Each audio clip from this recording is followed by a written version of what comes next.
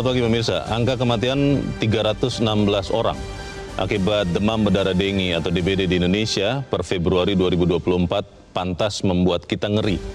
Jumlah yang disebutkan Wakil Menteri Kesehatan Dante Saxono Harbuwono dalam rapat kerja bersama dengan Komisi 9 DPR RI menandakan adanya kelemahan besar dalam pencegahan dan penanganan DBD. Data Kementerian Kesehatan pada periode Januari hingga Mei 2023 sudah terdapat 35.000 lebih kasus DBD di seluruh Indonesia dengan jumlah kematian 270 kasus. Adapun tahun ini hingga bulan Februari saja sudah ada 38.462 kasus. Pemirsa, inilah editorial Media Indonesia di seri ini Rabu 27 Maret 2024 dengan tema Pantang Kendur Melawan DBD bersama saya Leonard Samosir. Dan Anda semua nanti bisa ikut juga menyatakan pendapat Anda dengan menelepon nomor telepon 021 583 99 100. Dan pemirsa, pagi ini telah hadir bersama saya anggota Dewan Redaksi Media Group Aris Fadilah. Aris, selamat pagi. Pagi Leo. Sehat-sehat? Sehat, alhamdulillah. Ini kasus yang kelihatannya belum banyak mungkin yang aware ya. Tapi sebetulnya kalau kita ke rumah sakit itu penuh sebagian juga gara-gara pasien DBD. Kita ikuti nanti sama-sama jalannya sengketa Pilpres dan Pileg di Mahkamah Konstitusi. Kita langsung ke editorial pemirsa pada pagi ini diberi judul Pantang Kendur Melawan DBD. Ini kalau melihat kasus dan juga angka kematian ya Aris, saya baru tersadarkan ini bahwa DBD ini diam-diam kalau kita tidak ke rumah sakit mungkin kita tidak tahu. Kalau kita tidak terkena atau keluarga kita tidak terkena mungkin kita tidak sadar. Tapi ternyata ini sudah sangat mengancam. Tapi kok saya tidak melihat ada peningkatan kewaspadaan. Ini kira-kira seperti apa nih, Aris? Kata-kata tadi di editorial ngeri itu pantas untuk diucapkan. Memang mengerikan, ya kan? Baru sampai bulan Maret, berarti minggu ke-11 tahun ini, sudah 300 orang lebih meninggal akibat DBD. Ya, itu kan mengerikan. Betul. Memang agak sulit ya untuk DBD ini kan. Biasanya dulu-dulu mungkin ya, itu kan siklus 5 tahunan musim hujan baru ada DBD. Sekarang seperti tadi banjir ya. Cuaca sudah tidak menentu ya kan. Betul. Pemanasan global, segala macam perubahan iklim. Sehingga hujan itu bisa berlangsung sepanjang tahun. Iya kan? Kita bayangkan bahwa jentik nyamuk Aedes aegypti untuk yang menularkan demam berdarah itu bisa hidup di air yang hanya sesendok. Betul. Ya kan? Bayangkan itu jika hujan berlangsung sepanjang tahun, hujan, panas, itu kan perlu kewaspadaan. Dan pemerintah perlu untuk mensosialisasikan seperti apa itu dia pencegahan dininya, bagaimana masyarakat harus bersikap. Ini yang perlu dan ini yang kita tidak lihat gitu ya. Tiba-tiba 300 orang meninggal. Betul. Baru bulan Maret. Kita tidak lihat bagaimana istilahnya woro-woro dari pemerintah bahwa kita harus waspada ini. Cuaca tidak menentu, demam berdarah itu masih tinggi, menjadi ancaman bagi negara-negara tropis seperti Indonesia. Pertanyaan besarnya itu, Aris, apakah memang kemudian sosialisasi itu sudah dilakukan, tapi kita saja yang mungkin kurang update begitu, kurang gaul? Saya tidak begitu yakin sih soal itu. Atau memang sosialisasi atau awareness ini, kesadaran ini memang masih kurang disebarluaskan. Kita akan bahas dan pemirsa nilai editorial Media Indonesia untuk hari ini Rabu 27 Maret 2024, Pantang Kendur Melawan DBD.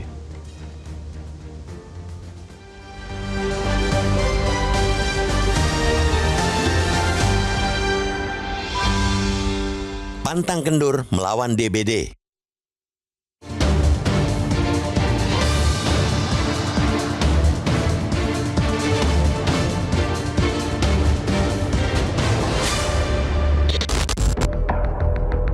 Tewasnya 316 orang per Februari 2024 di Indonesia akibat demam berdarah dengue atau DBD pantas membuat ngeri. Angka yang disebutkan Wakil Menteri Kesehatan Dante Saxono Harbuwono Senin 25 Maret lalu dalam rapat kerja raker bersama Komisi 9 DPR RI itu mensinyalkan adanya kelemahan besar dalam pencegahan dan penanganan DBD. Pertama yang sangat jelas adalah lonjakan tinggi jika dibandingkan dengan tahun lalu. Berdasarkan data Kemenkes, pada periode Januari-Mei 2023 terdapat 35.694 kasus DBD di seluruh Indonesia dan kematian 270 kasus. Sementara itu, tahun ini hingga Februari saja sudah ada 38.462 kasus. Tidak mengherankan bila korban jiwa tahun ini jauh lebih tinggi. Di sejumlah wilayah dengan kasus kematian tinggi, seperti Kabupaten Bandung Barat, daya tampung rumah sakit bahkan disebutkan mulai penuh. Pasien dari wilayah ini pun sampai dirujuk ke wilayah lain, seperti RSUD Cibabat Kota Cimahi yang kemudian juga tidak lagi dapat menampung pasien.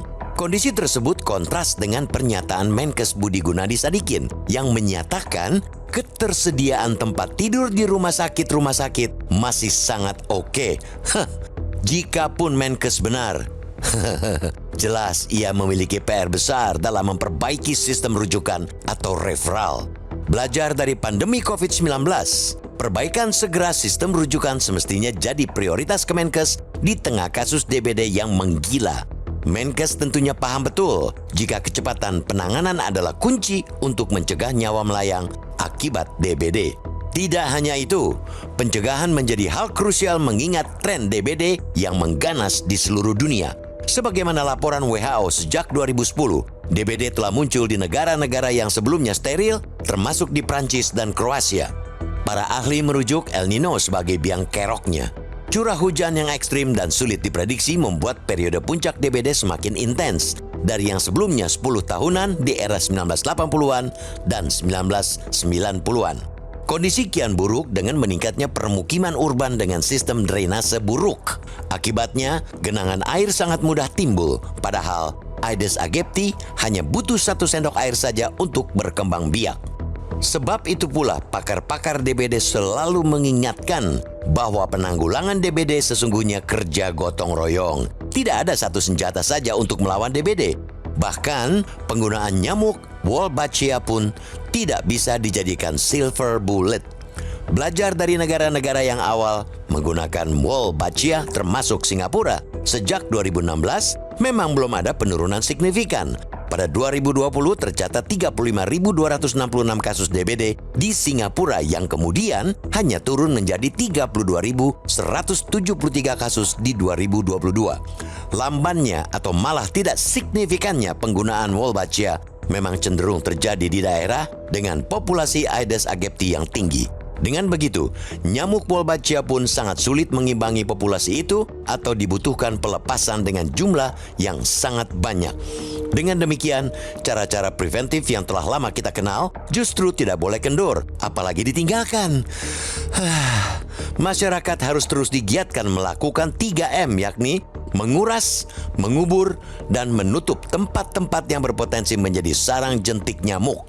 Bahkan, cara lama itu pun disebutkan lebih manjur ketimbang fogging yang dapat beresiko membuat nyamuk kebal. Setelahnya, masyarakat tetap harus melindungi diri dari terkena gigitan dengan menggunakan krem atau repellent ataupun menggunakan pakaian tertutup. Untuk pencegahan lebih maksimal, masyarakat juga dapat menggunakan vaksin DBD. Terakhir, masyarakat dan juga petugas kesehatan tingkat lokal harus sangat waspada dengan gejala-gejala DBD yang kerap tersamarkan atau menyerupai penyakit lain. Pemeriksaan menyeluruh harus semakin diutamakan untuk mencegah perburukan kondisi yang sulit ditangani. Kita tidak boleh menyerah terhadap keadaan. Jangan biarkan korban terus bertumbangan.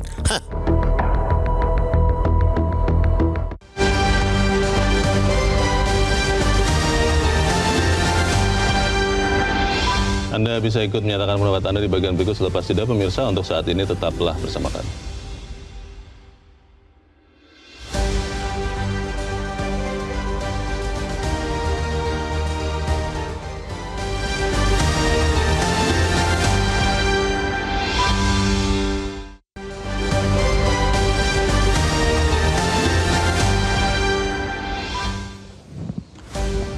Terima kasih pemirsa, Anda masih bersama kami di Editorial Media Indonesia, dan sekarang kita akan bertanya dulu, Aris, sebelum kita lanjutkan diskusi kita saat ini sudah tersambung lewat saluran telepon dengan juru bicara Kementerian Kesehatan Republik Indonesia, Muhammad Syahril. Pak Syahril, selamat pagi. Ya, selamat pagi. Ya, Pak Syahril, kalau kita lihat kasus DBD saat ini sudah meningkat dibanding tahun lalu, periode yang sama, sekitar 2 bulan lebih di awal tahun. Apakah kondisi KLB ini masih kasus biasa atau sudah masuk ke kondisi kasus luar biasa KLB atau tidak ini, Dok? Ya, ini sebetulnya sudah masuk KLB karena ini kan endemis ya. Jadi dalam periode yang sama di tahun 2023 ya, tahun 2023 dan dibanding dengan periode 3 bulan di tahun 2024 ini ya, itu kenaikan kasusnya lebih dari 2 kali lipat gitu ya. Ya. Iya, 2 kali lipat. Nah, jadi kalau tahun 2023 itu sekitar 17.000 di periode awal atau 12 minggu pertama ini, tapi di 2024 sudah naik 316 ribu. Jadi tinggi sekali ya, tinggi sekali, hampir 2 kali lipat. Namun angka kematiannya hampir sama ya, 0,8%, gitu ya. Nah, jadi memang ini menjadi perhatian kita semua. Karena kan sudah dari 25 provinsi sudah melaporkan dan kematiannya itu ada di 18 provinsi. Oke. Untuk data yang 12 minggu ini lah. Jadi ini sudah masuk kejadian luar biasa begitu ya, Dok ya? Oh iya, tidak ada luar biasa. Karena kan adanya kematian dari pasien itu salah satu bentuk yang kita harus waspada semua lini gitu ya. Baik. Ini kenapa kemudian jadi lebih banyak dibandingkan tahun lalu, Dok? Apa karena memang benar hanya karena cuaca ekstrim, El Nino, hujan sehari di hari yang sama panas, atau ada penyebab lain peningkatan kasus tahun ini, Dok? Ya, ada beberapa faktor yang menyebabkan. Yang pertama, betul, karena musim atau cuaca yang ekstrim yang kadang-kadang tidak menentu, sehingga dengan curah hujan yang banyak ini menyebabkan genangan air yang bisa menyebabkan mudahnya menyebar nyamuk ini. Ya, itu yang pertama. Yang kedua, tentu saja gerakan pemberantasan sarang nyamuk atau PSN dengan 3M+, itu kita nilai memang dalam kurun waktu 3 bulan ini kan sangat menurun. Ya, kalau kita kaitkan dengan kegiatan kita secara nasional, adanya kegiatan-kegiatan pemilu itu mungkin salah satu bisa dikaitkan.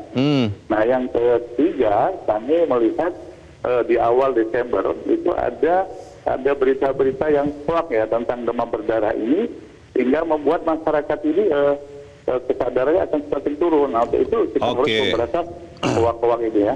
Ya.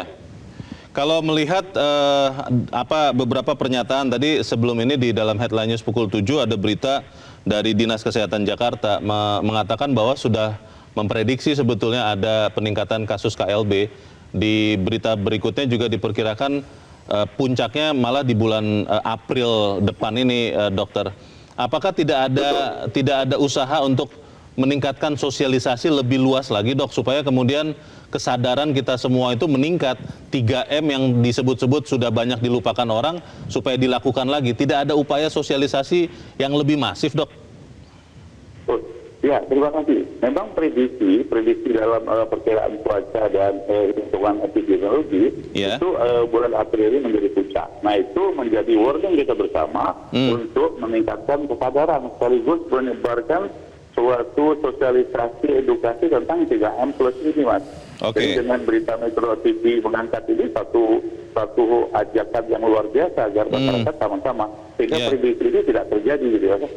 Baik, terakhir Dok Syahril, kalau melihat cara kita masing-masing melindungi diri kita, itu lebih efektif membersihkan tadi ada 3M, menutup, mengubur, satu lagi saya lupa, atau memang lebih efektif kita lakukan fogging, pengasapan, yang mana itu, Dok? Jadi itu secara keseluruhan harus dilakukan bersama-sama. Ya, terutama untuk gerakan 3M+ ini, yaitu menutup, menguras, dan mendaur ulang ya. Barang-barang yang berpotensi akan menyebabkan genangan air. Nah, plusnya itu adalah kita tanam tanaman yang bisa mengusir nyamuk, contohnya lavender, serai, bisa di pot-pot aja di rumah, nggak mesti harus di tanaman yang luas. Dan tentu saja fogging itu dilakukan apabila memang ada indikasi dari dinas kesehatan atau puskesmas. Jadi semuanya bisa kita lakukan gitu. Baik, kita harapkan setelah ini memang ada peningkatan sosialisasi ya, Dok ya, supaya kemudian kita semua masyarakat jadi lebih aware, lebih waspada, supaya angka kematian 316 sejauh ini harapannya sih tidak bertambah lagi. Demikian juga dengan kasus. Terima kasih Dr. Muhammad Syahril, juru bicara Kementerian Kesehatan sudah mencerahkan kami. Selamat pagi Dr. Syahril. Selamat pagi ya. Ini saya baru dapat nih Aris, bahwa ini sudah KLB. Tapi kan kita belum terlalu banyak dengar ya, ini sudah ada KLB. Bagaimana kemudian kita bisa berharap masyarakat meningkatkan kewaspadaan kalau tidak ada upaya sosialisasi yang lebih besar lagi, lebih banyak lagi? Ya, memang Kementerian Kesehatan perlu lebih mensosialisasikan ya, bahwa KLB saja kita baru tahu sekarang dari Pak Syahril tadi bahwa ini sudah KLB. Masyarakat sudah diingatkan, harus segera diingatkan ini sudah KLB. 300 orang sudah meninggal dunia akibat dalam waktu Januari sampai Maret pertengahan Maret. Bayangkan itu, mengerikan itu kan. Dan pergerakan orang akan banyak nih di menjelang mudik kan. Mudik dan balik lebaran. Penyebarannya kita bisa bayangkan seperti apa. Orang harus diingatkan. Dan saya kira terlepas dari sosialisasi dari pemerintah untuk pencegahan, menurut saya bahwa demam berdarah ini penyakit yang memang perilaku kita juga itu juga menentukan gitu kan. Apakah kita bersih atau tidak begitu ya? Betul. Menggantungkan baju di sembarangan saja sudah sarang nyamuk ya kan. Tadi air sedikit saja sudah jadi sarang nyamuk. Dan 3M itu perlu digalakkan. Tapi dulu kita sering dengar ya. Itu dia. Sosialisasi soal 3M, soal istilahnya ya.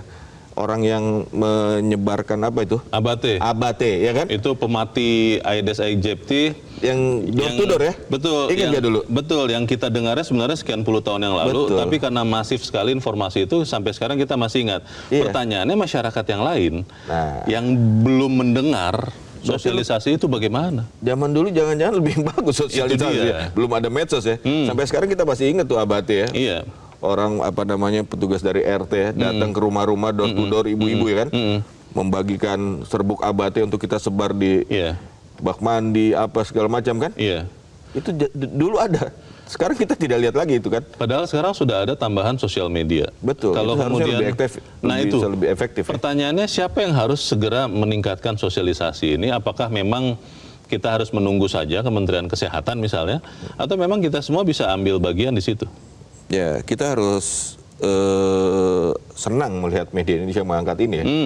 Ini bukan perkara sepele loh, 300 orang meninggal dalam waktu Januari sampai Maret ini kan. Dan amit-amit tapi masih bisa bertambah lagi. Betul, mudah-mudahan tidak ya. Kita mengangkat ini di editorial, semoga berbagai pihak tergugah untuk bahwa ini sudah KLB. KLB. Karena begini, saya tadi bertanya kepada juru bicara Kemenkes tadi Aris, karena sambil kita siaran ini saya sedang mencari di sosial media Kementerian Kesehatan. Kementerian Kesehatan itu juga punya sosial media. Saya lihat tadi di X ya, dulu Twitter. Itu bahkan ada akun yang namanya Pusat Krisis Kementerian Kesehatan. Tetapi di dalam akun X Pusat Krisis Kementerian Kesehatan belum ada soal DBD. Belum ada DBD, hanya soal gempa dan pengungsi-pengungsi. Itu bagus juga. Tapi kan kalau DBD ini saja tidak masuk ke dalam tweet atau postingannya ini, kan jadi tanda tanya juga apakah memang, maaf ya, sekian puluh ribu kasus itu masih kurang untuk meningkatkan kewaspadaan kita, atau seperti apa sebetulnya? Makanya ini yang perlu kita gugah ya, karena DBD ini menyebar karena perilaku manusia, ya kan? Perilaku manusia sangat menentukan. Nah, ketika perilaku yang disasar, berarti kan harus digugah ya. Betul. Harus diingatkan bahwa ini bahaya loh. Siapa yang mengingatkan? Pemerintah tentu, ya kan? Masyarakat, kita sebagai media massa juga punya tanggung jawab untuk menggugah masyarakat. Ini bahaya loh. Dan ini kasusnya sudah luar biasa loh. KLB loh.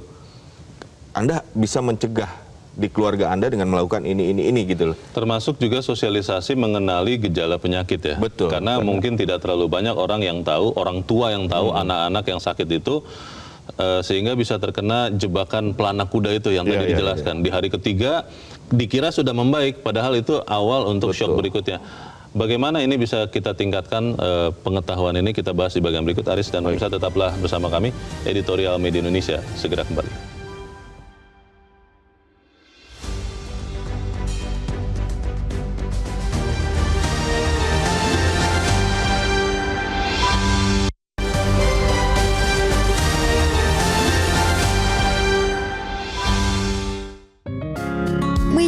Indonesia mengajak Anda untuk mengakses fitur premium e-paper. Dengan sajian konten berbasis intelektual dan meneguhkan kebangsaan, Media Indonesia tampil dengan lebih dinamis melalui e-paper Media Indonesia yang dapat Anda akses kapan saja, di mana saja. Caranya mudah, download aplikasi Media Indonesia di Android atau ketik link epaper.mediaindonesia.com atau bisa scan QR Code pada layar kaca Anda. Klik tab e-paper di bagian samping layar tablet Anda, daftarkan data diri, serta pilih paket berlangganan e-paper Media Indonesia sesuai dengan kebutuhan Anda. Nikmati juga bonus spesial tambahan 4 halaman rubrik fokus setiap hari. Semua bisa Anda dapatkan hanya di e-paper Media Indonesia. Untuk informasi lebih lanjut, hubungi customer service di nomor 0811 1201 2018 atau kunjungi media sosial @Media Indonesia. Media Indonesia, referensi bangsa. Terima kasih Anda masih bersama kami di Editorial Media Indonesia, dan sekarang waktunya kita, Aris, untuk mendengarkan juga pendapat dari pemirsa Metro TV. Saat ini kita sudah terhubung dengan pemirsa Metro TV di Manokwari, Papua Barat. Ada Pak Max. Pak Max, selamat pagi. Pak Max, selamat pagi. Pak Max di Manokwari, Papua Barat, selamat pagi. Selamat pagi. Selamat pagi Pak Max. Silakan Pak, pendapat Anda Pak. Iya. Ya. Iya. Yang jelas begini, semua orang, baik masyarakat maupun pemerintah, tahun 2024 ini hanya dengan masalah-masalah politik sehingga lupa hal-hal yang mendasar di bidang kesehatan. Salah satunya bahwa demam berdarah. Air 1 sendok bisa menyebabkan Aedes aegypti berkembang. Nah ini, sosialisasi 3M itu penting. Ya toh? Membakar atau menguburkan apa segala macam tambahan dari tanaman yang disampaikan oleh Bung Haris. Tapi satu hal yang saya mau kasih tahu. Pak. Ini merupakan saran kepada pemerintah bahwa ini kan ada arus mudik. Yang perlu diantisipasi adalah arus balik. Karena jangan sampai arus balik, orang-orang dari Jawa yang mudik atau kembali ke daerah-daerah, katakanlah ke Papua, ke mana-mana gitu, ya, mereka membawa serta itu virus DBD. Masuk ke daerah-daerah yang boleh dikatakan saat ini belum nampak. Dengan demikian, pemerintah pusat, dalam hal ini Kementerian Kesehatan, Budi Gunadi Sadikin, jangan tidur, jangan takut sampai dengan sekarang ini, jangan sampai berpikir apakah nanti di kabinet baru ini saya masuk nggak ini. Ya, ini hilangkan itu. Pak. Masa begitu Pak Max? Hilangkan itu. Gitu. Pikirkan bagaimana membuka posko di pintu keluar wilayah Jawa untuk kemudian memeriksa setiap orang yang akan keluar dari Jawa ataupun dari daerah-daerah demam berdarah untuk tidak membawa bakteri DBD ke tempat-tempat lain. Pak Itu Max, penting. Pak Max, Anda masih ingat apa itu 3M, apa itu DBD? Pernah melihat, mendengar sosialisasi soal DBD ini atau tidak Pak belakangan ini Pak? Dulu itu paling sering. Paling sering. Itu dulu. Paling sering. Nah, itu yang saya bilang tadi, kita semua ini lupa hanyut dengan masalah-masalah politik, Bung. Jadi belakangan sudah tidak dengar atau tidak lihat lagi, Pak? Di media sosial semakin gencar ini kok saya tidak lihat itu. Yang ada itu cuma mulai menghadapi sidang MK dan segala macam. Ya, itu ya bisa jadi salah satu sebab ya. Saran saya, Pak. Tolonglah ada posko-posko yang dibuka di Bandara Soekarno-Hatta maupun bandara-bandara lain, di pelabuhan-pelabuhan untuk mengantisipasi arus balik. Baik. Ya, Menteri Kesehatan jangan Anda berpikir di kabinet berikut ada atau tidak, tapi tolong lihat hal-hal masyarakat. Terima kasih Pak Max di Manokwari, Papua Barat untuk pendapat Anda Pak. Selamat pagi. Di belakang Pak Max ada Pak Salahuddin di Bogor, Jawa Barat. Pak Salahuddin, selamat pagi. Selamat pagi, Bung Leo. Selamat pagi, Pak Salahuddin. Silakan Pak, pendapat Anda Pak, singkat padat saja. Ini sebenarnya penyakit yang mudah diatasi jika masyarakatnya sadar. Di sini peran masyarakat dalam pemberantasan DBD ini sangat penting. Ya. Kemudian yang kedua peran Posyandu nih, Bung Leo. Peran Posyandu. Posyandu harus ditingkatkan untuk edukasi masyarakat tentang bagaimana sih tadi yang 3M itu. Ya. Nah, kemudian ini nih, penyebaran nyamuk Wolbachia ini tidak akan efektif kalau masyarakatnya sendiri abai. Ya. Oleh karena itu gerakan bersih-bersih lingkungan sekitar rumah sendiri menjadi prioritas. Oke. Nah, Oke. kalau saya ambil ini dari Al-Quran, ada yang disebut dengan ku angkusikum wa ahlikum naro. Jagalah dirimu dan keluargamu dari api neraka. Nah, api nerakanya kita ganti dengan DBD. Oke. Dengan Oke. melibatkan fasilitator kesehatan pada tingkat desa. Ya. Ini kan banyak nih fasilitator-fasilitator. Lebih efektif ya. Kesehatan, fasilitator, apalah gitu. Jadi, Oke. kesadaran masyarakatnya, Bung Leo, yang harus ditingkatkan kembali. Itu yang harus ditingkatkan. Baik, terima kasih Pak Salahuddin di Bogor, Jawa Barat untuk pendapat Anda, Pak. Selamat pagi. Di belakang Pak Salahuddin ada Ibu Yati di Jakarta Selatan. Ibu Yati, selamat pagi. Selamat pagi, Mas Leo, Mas Ari. Selamat pagi. Selamat pagi, Bu Yati. Bagaimana Bu pendapat Ibu Saya nih? baru tahu ya kalau udah KLB DBD ini ya, baru saya dengar sekarang. Baru dengar juga, Bu? Iya, soalnya kalau masih zamannya Pak Anies, saya sebut Pak Anies ya, masih dia di gubernur itu tuh tiap Jumat tuh ada penyuluhan namanya Jumantik gitu ya. Tapi sekarang tuh udah nggak ada lagi ya, sejak dia turun tuh udah nggak ada lagi. Kalau dulu tuh tiap Jumat ada, makanya kalau dibilang saya baru tahu kalau ini sudah KLB gitu ya. Oke. Kan orang kita kan biasa kalau datang baru kaget gitu. Kalau udah nanti udah heboh baru kaget. Kalau masih gini masih santai-santai. Iya, Emang udah iya. biasa kayak gitu orang kita ini. Bu Yati, Theo, ya. kalau Ibu Makanya, ya. kalau Ibu Udah, sendiri sekarang masih sesak lah, masih gitu ya, tahu jangan- Bu Yati, Ibu masih tahu tidak kepanjangan 3M dan masih melakukan tidak, Bu? Kebetulan kan sekarang tuh orang udah ini ya, udah kalau di tempat saya tuh kan sebenarnya ayah saya kan RT ya. Jadi emang dulu tuh penyuluhan tiap Jumat gitu. Itu udah paham semua gitu. Sekarang jadi tidak ada lagi gitu. begitu Jadi ya? makanya tuh sekarang tuh udah ada lagi penyuluhan Oke. itu tiap Jumat itu. Baik. Iya makanya tuh sayang banget deh. Oke. Ya kalau program Paris tuh bagus sekali waktu itu. Ya. Terima kasih ya Mas Leo. Terima kasih Bu Yati di Jakarta Selatan untuk pendapat Ibu. Selamat pagi. Tadi Pak Max mengatakan hati-hati dengan arus balik. Betul, Arus kita sudah mudik. sebut tadi ya. Iya, jangan-jangan jadi carrier juga. Kemudian juga, dan Pak Max mengatakan ini semua gara-gara teralih ke politik sih begitu. Bagaimana nih Aris?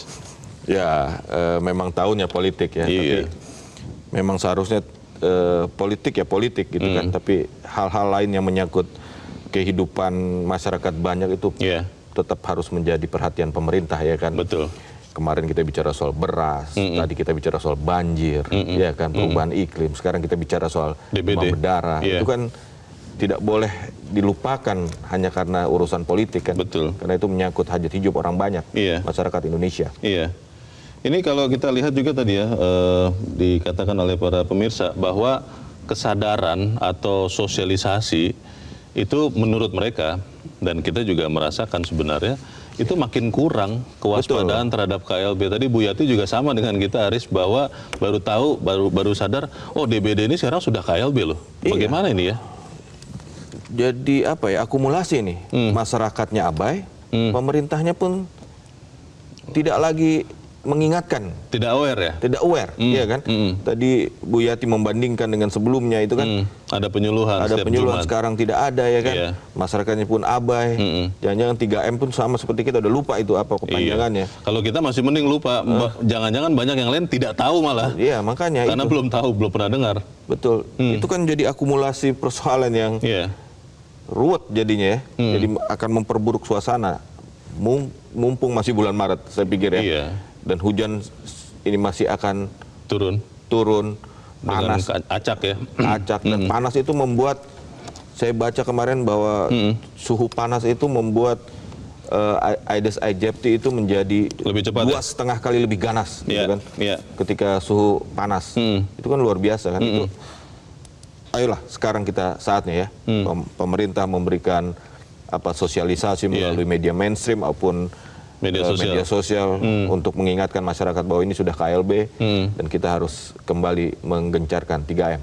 Saya khawatir seperti yang tadi sempat disebutkan Bu Yati, kita ini konon katanya, walaupun saya berusaha menolak sebetulnya Aris, adalah bangsa yang suka kebakaran jenggot begitu. Setelah kejadian, kasus begitu banyak, kejadian luar biasa, saja kita tidak sadar bahwa itu sudah KLB, sedihnya sampai harus ada kematian, kemudian baru tergopoh-gopoh untuk mengatasinya. Nah ini, apa kita masih bisa menolerir? Karena DBD ini kan langsung nyawa loh. Saya hanya membandingkan dengan misalnya COVID ya. Apakah karena jumlah kasus dan kematian belum sebanyak COVID, kemudian kita masih tenang-tenang saja, atau seperti apa? Kan sedih sekali kalau kita memang seperti itu, Aris. Bagaimana? Ya, menyedihkan kalau seperti itu. Ini kan sebenarnya kasus yang berulang ya, DBD. Bisa diantisipasi artinya, ya kan? Betul. Sosialisasi, masyarakat pun aware, itu kan mesti berulang diingatkan. Iya kan? Dan disinilah peran pemerintah dan juga masyarakat. Pemerintah tugasnya mengingatkan, masyarakat menjaga diri sendiri. Tadi Pak Salahuddin dari Bogor kan, bagaimana kita menjaga keluarga kita untuk tidak sakit, karena memang DBD ini ya tergantung kita juga gitu loh. Tapi perlu diingatkan gitu kan, kita menjaga kebersihan, jangan ada air tergenang di rumah, ya kan. Dengan abate, saya pikir abate mungkin dijual bebas untuk kita memang proaktif. Tapi ya mungkin kan? masih banyak juga yang tidak tahu apa itu abate. Ya kan, bagaimana menggunakannya, itu perlu sosialisasi. Karena tidak kan? pernah dapat sosialisasinya. Betul. Kalau kita dulu tahu zaman dulu ya, karena orang datang door to door kan, dari RT itu. Solusi jangka pendek tadi ada usulan mungkin meningkatkan kewaspadaan buat posko atau semacam itu. Betul. Apa itu masih bisa dilakukan, bisa menahan laju penyebaran kasus? Kita akan bahas bagian berikut. Pemirsa tetap bersama kami, Editorial Media Indonesia segera kembali.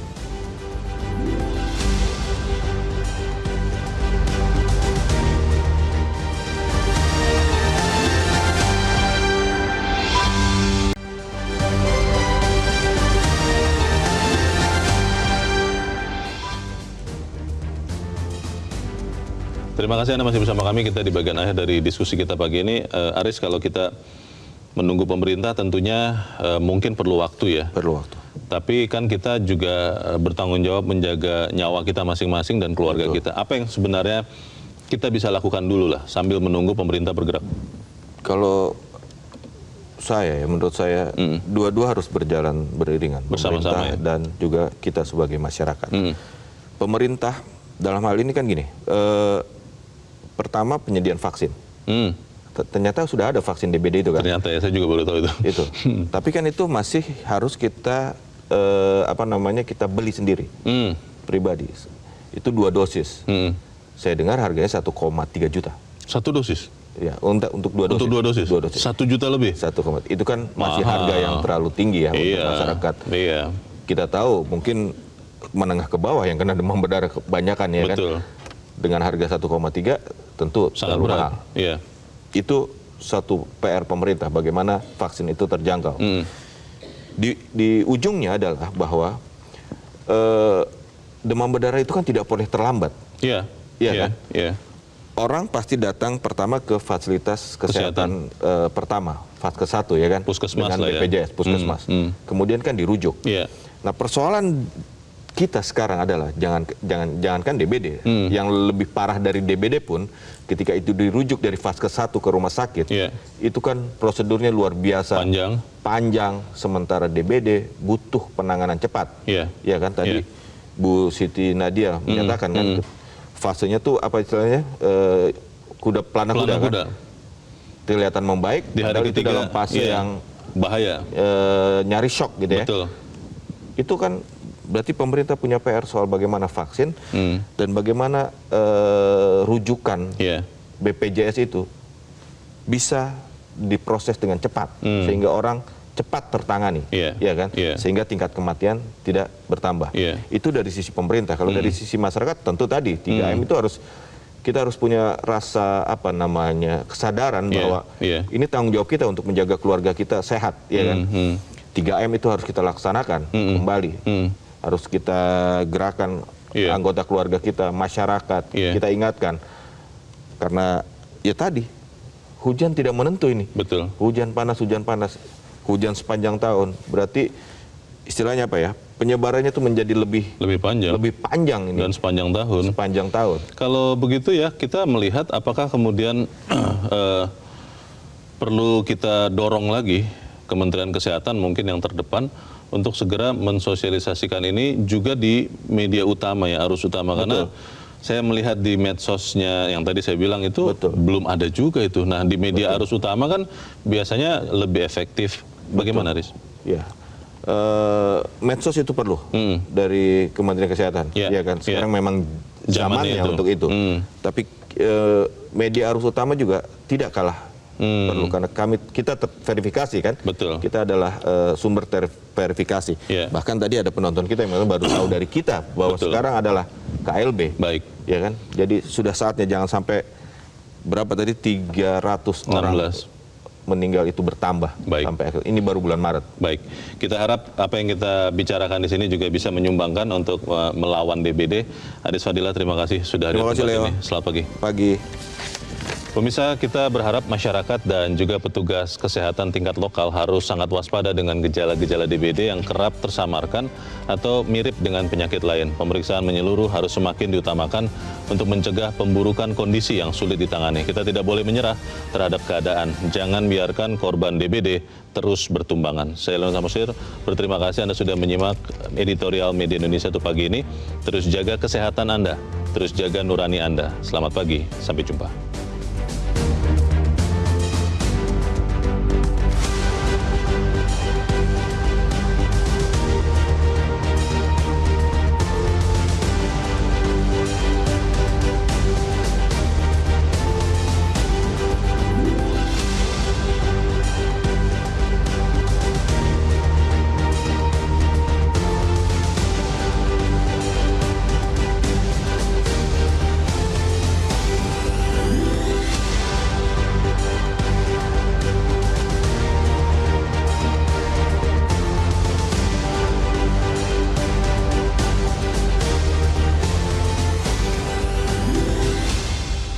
Jelajahi cara baru mendapatkan informasi. Download Metro TV Extend sekarang.